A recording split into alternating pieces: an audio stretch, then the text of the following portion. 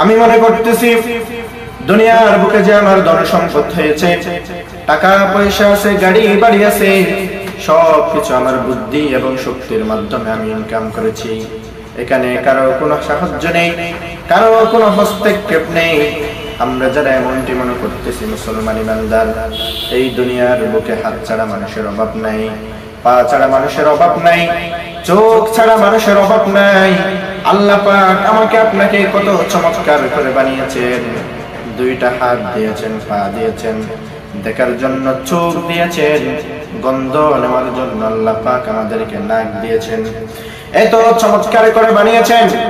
আল্লাহ পাক আমাকে রোজগার করার জন্য, টাকা পয়সা ইনকাম করার জন্য আমাকে বুদ্ধি দিয়েছেন, শক্তি দিয়েছেন। আমি এজন্য বিদেশ যেতে পেরেছি, দেশের ভিতরে কষ্ট করতে পেরেছি। এগুলো আমার নিজের কিছুই না, সব কিছু আল্লাহ পাক আমাকে দিয়েছেন। সুবহানাল্লাহ। যতক্ষণ পর্যন্ত যেই ব্যক্তি এই কথাটার প্রতি পূর্ণাঙ্গ ঈমান আনতে পারবে না, ততক্ষণ পর্যন্ত এই ব্যক্তি পরিপূর্ণ ঈমানদার নয়। কারণ দুনিয়াতে আল্লাহ পাক আমাকে পাঠিয়েছেন, আপনাকে পাঠিয়েছেন। তিনি সৃষ্টিকর্তা, তিনি হায়াত দাতা, মাউত দাতা, তিনি একমাত্র রিজিক দাতা। তিনি আমাদেরকে লালন পালন করছেন। এত সুন্দর আকৃতির মাধ্যমে দুনিয়ার বুকে আমাকে সম্মানিত করেছেন। সুবহানাল্লাহ। যেই ব্যক্তি কৃপণতা করে, আল্লাহ পাকের এই ধন সম্পদ পাওয়ার পরেও শুকরিয়া আদায় করে না, ইসলামের একটি গুরুত্বপূর্ণ বিধান, যাকাত দেয় না, সদকা করে না, মানুষদেরকে সেবা শুশ্রূষা করে না, সাহায্য করে না, তাদের ব্যাপারে আল্লাহ পাক রব্বুল আলামিন ওনার ভিতরে অসংখ্যবার সতর্ক করেছেন। তাদের কি শাস্তি হতে পারে এই ব্যাপারেও আল্লাহ পাক তাদেরকে ঘোষণা দিয়ে দিয়েছেন। এই প্রসঙ্গে আল্লাহ পাক রব্বুল আলামিন বলেন, ইয়া আইয়ুহাল্লাযীনা আমানু ইন্না কাসীরাম মিনাল আহবারি ওয়ার রুহবানি লা ইয়াকুলুনা আমওয়ালান নাসি বিল বাতিল ওয়া ইয়াসুদ্দুনা আন সাবিলিল্লাহ। আল্লাহ পাক রব্বুল আলামিন বলেন, যে সমস্ত বুদ্ধিজীবীরা, সন্ন্যাসীরা মানুষের ধন সম্পদ অন্যায়ভাবে দখল করে নেয়, ভোগ করে নেয় এবং মানুষদেরকে আল্লাহ পাকের রাস্তা থেকে, আল্লাহর পথ থেকে বিরত রাখে, তাদেরকে আল্লাহর পথে চলতে দেয় না।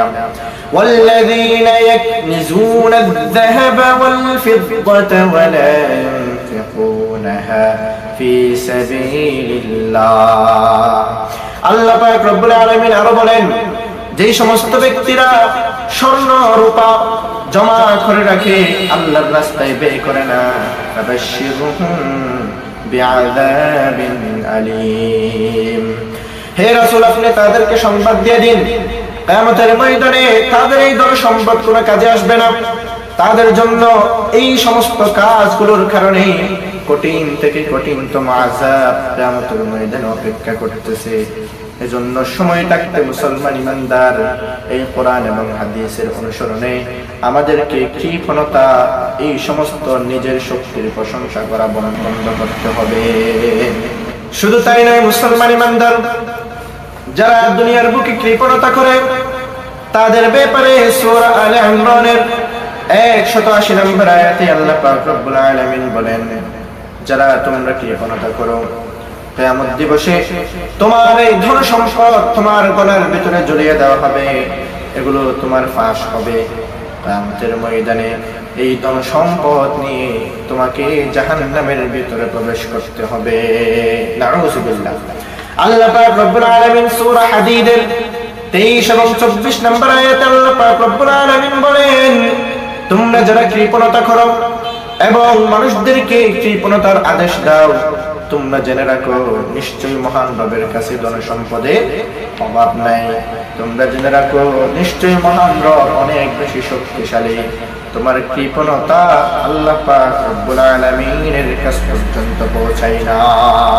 দুনিয়ার বুকে যারা কৃপণতা করে, ধন সম্পদকে তারা জোগাড় করে রাখে, কামাই করে রাখে, কিন্তু আল্লাহর রাস্তায় খরচ করতে চায় না, মানত করে বড় বড়।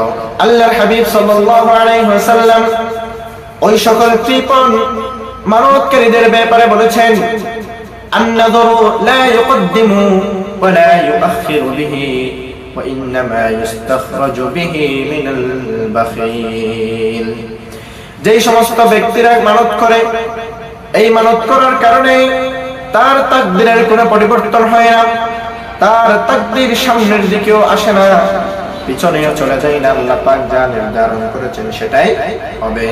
কিন্তু যারা কৃপণ ব্যক্তি আছে তাদের এই মানতের কারণে তাদের থেকে কিছু টাকা পয়সা বের করা যায়।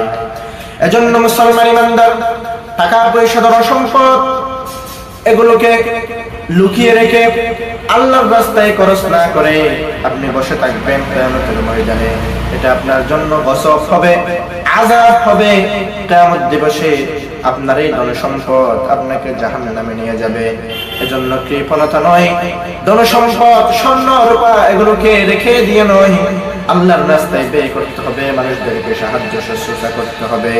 আল্লাহ পাক যে আপনাকে ধন সম্পদ দিয়েছেন এগুলোর শুকরিয়া করতে পারলেই দুনিয়াতে এবং আখিরাতে আপনার জন্য শান্তি নেমে আসবে।